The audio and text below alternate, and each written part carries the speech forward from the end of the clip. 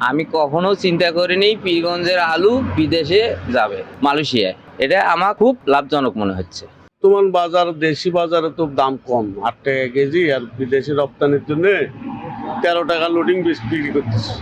সেই হিসাবে দামের ডিফারেন্স একটু, তাই তো বেশি না, একটু দাম বেশি। একটু দেশের বাজারের চেয়ে 3-4 টাকা বেশি। সানশাইন আলুটা এই জাতের বিদেশি রপ্তানির জন্য এটা হলো উৎপাদন করছি, ভালো লাগছে। এরকম যদি আরো দেশের আলু বাইরে যায়, রপ্তানি হয়, তাহলে কৃষকের জন্য ভালো, সারা দেশের জন্য ভালো। দেশের আলু বিদেশে যাবে, এটা এই প্রথম আমাদের এই পীরগঞ্জ থেকে যাচ্ছে।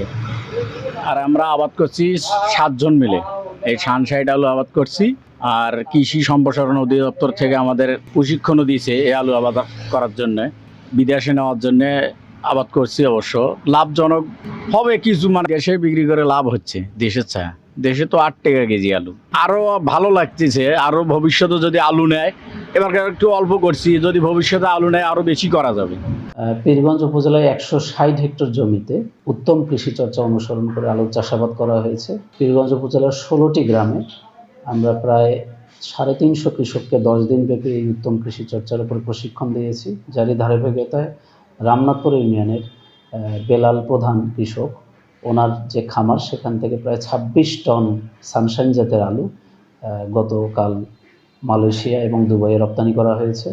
এবং এই পীরগঞ্জ উপজেলায় আমরা লক্ষ্যমাত্রা নির্ধারণ করেছি, সামনের বছর আমরা আরও যাতে বেশি বেশি করে এই রপ্তানিযোগ্য যে সানশাইন জাতের আলুর চাষাবাদ এটি ছড়িয়ে দিতে পারি। এটি করতে পারলে আমাদের আলুর যে বাজার দর সেটি ঊর্ধ্বগামী হবে এবং কৃষকরা লাভবান হবে।